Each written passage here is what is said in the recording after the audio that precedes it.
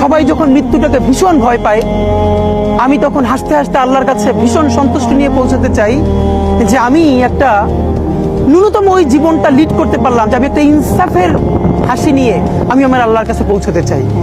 সুতরাং আগামী 50 বছর বাঁচলাম, কোনো ইম্প্যাক্ট তৈরি হলো না আমার দিয়ে, দেশের জন্য, রাষ্ট্রের জন্য, উম্মার জন্য, জাতির জন্য।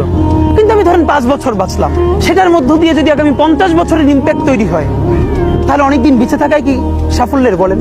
শহীদ প্রেসিডেন্ট জিয়াউর রহমান কয়টা দিন বেঁচেছেন, কিন্তু ভাবেন আজকে পর্যন্ত উনি আমার অনুপ্রেরণা। হাঁটতে হাঁটতে আমার পা ফুলে যায়। আমি, আমার টিম সেদিনকে ব্যাগের মধ্যে জুতো নিয়ে তারপরে একটা শপিং মলে ঘুরছিলাম, মানে পা ফুলে গেছে, পা জুতোয় ঢুকাতে পারছিলাম না।